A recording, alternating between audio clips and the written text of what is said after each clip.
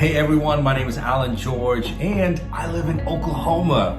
And I'm part of the BecomeNew community, and I'm actually on the BecomeNew team as well. So I love getting to work alongside the team and help you get these devotionals from John Ortberg on a daily basis.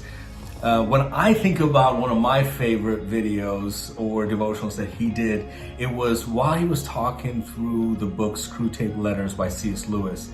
And he mentions this concept, the myth of mind. It hit home for me, not just as someone that's following Christ, but as a husband, as a father, as a leader. This myth of mind, that was something I needed to hear. So I hope that this devotional speaks to you just like it did to me. So here's John Ortberg with the myth of mind.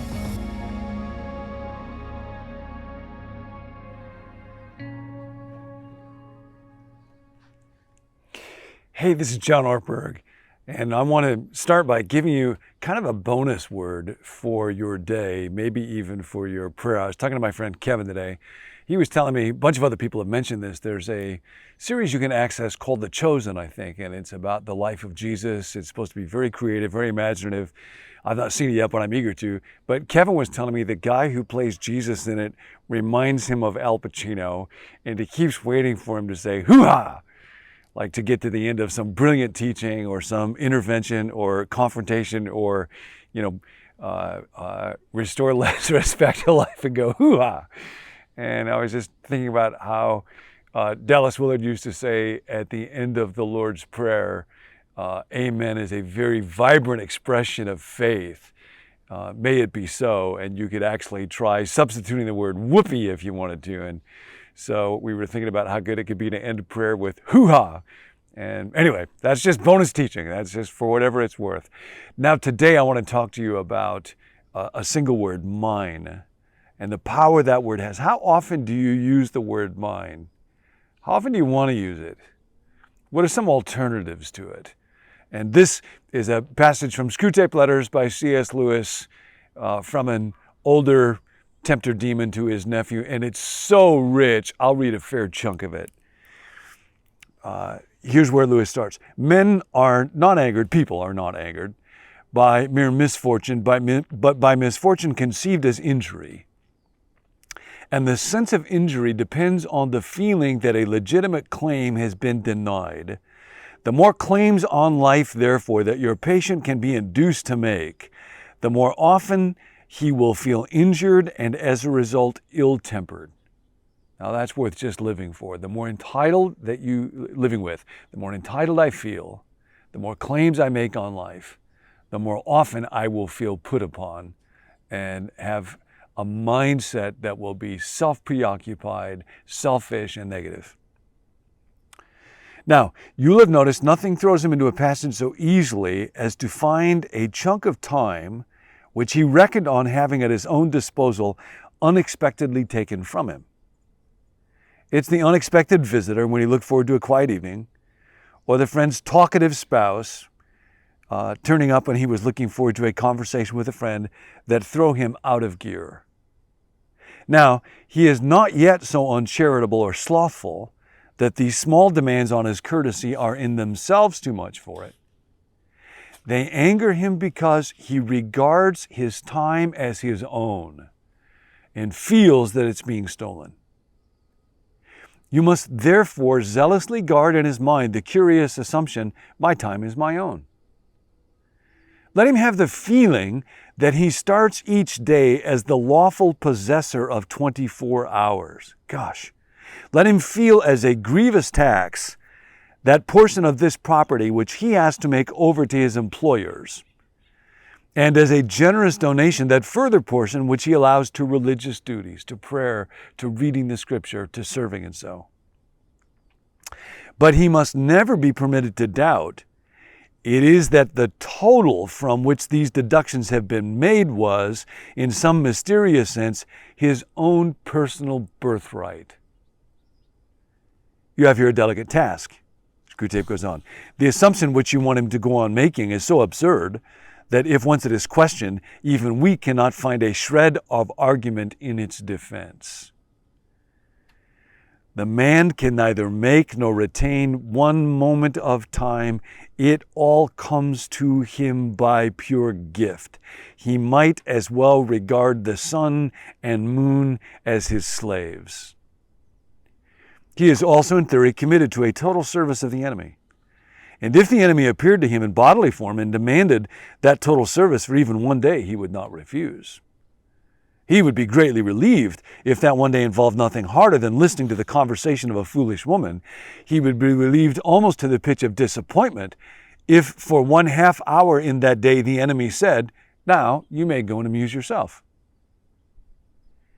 Now, if he thinks about his assumption for a moment, even he is bound to realize that he is actually in this situation every day. All my time is a gift. I am a servant of God. The idea that my time is mine is a lie from the pit of hell. When I speak of preserving this assumption in his mind, therefore, the last thing I mean you to do is to furnish him with arguments in its defense. There aren't any. And we come back here to a very common theme. Knowledge, reason, logic, thought all belong to God. And if we follow them rigorously, they will lead us to God. The idea that faith and reason are opposed to each other are the opposite of how things actually are. Screwtape goes on. Your task is purely negative. Don't let his thoughts come anywhere near it. Wrap a darkness about it, and in the center of that darkness, let his sense of ownership in time lie silent, uninspected, and operative. And then this, the sense of ownership in general is always to be encouraged. The humans are always putting up claims to ownership, which sound equally funny in heaven and in hell, and we must keep them doing so.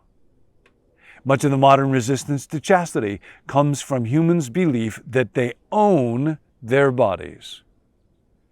Those vast and perilous estates, pulsing with the energy that made the worlds, in which they find themselves without their consent, and from which they are ejected at the pleasure of another.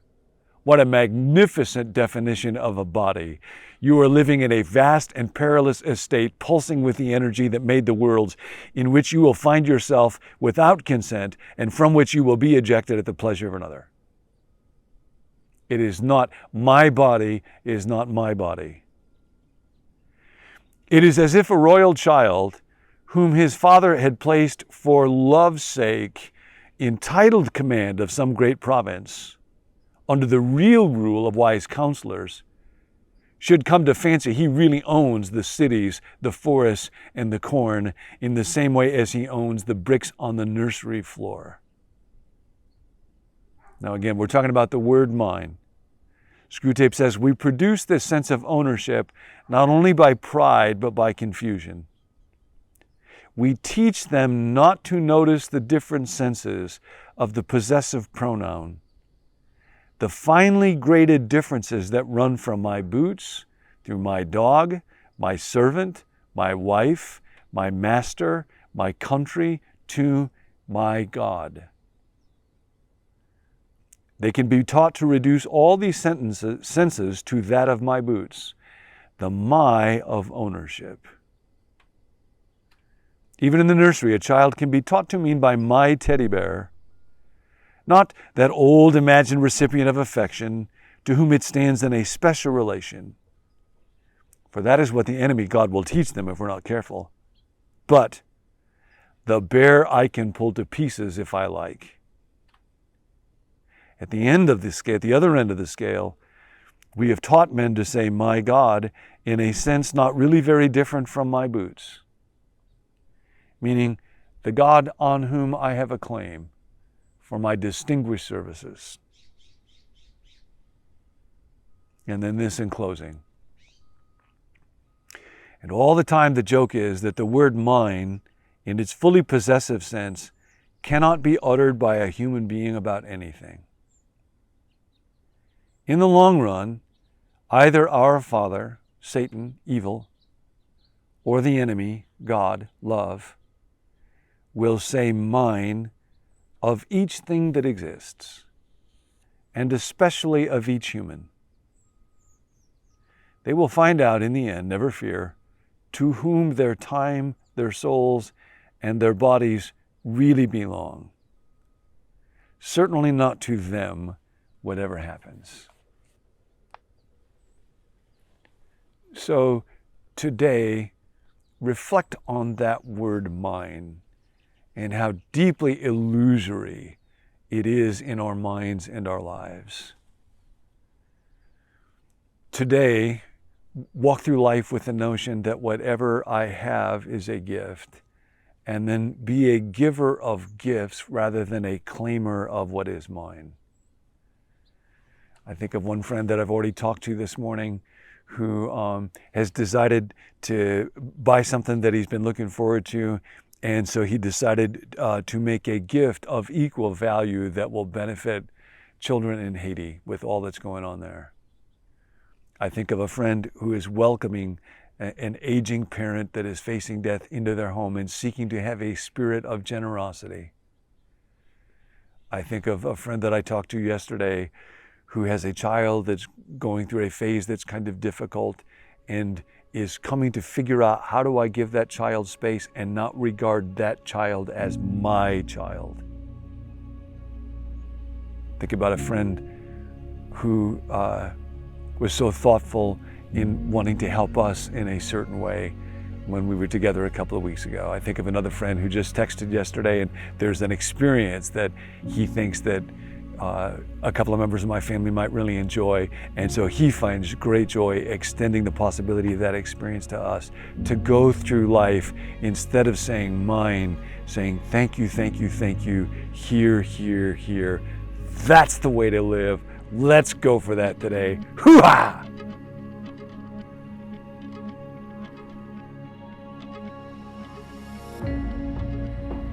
Hey, thanks for joining us again today. My name is Tim, and I'm a part of the team at BecomeNew.me. We are a community that believes the most important thing that God gets out of our lives is the person we become. And it's the most important thing that we get out of our lives. My wife and I were praying that prayer the other day that John always prays. God, we can't, you can. Instead of saying, we think we'll let you, we were saying, we're trying to let you.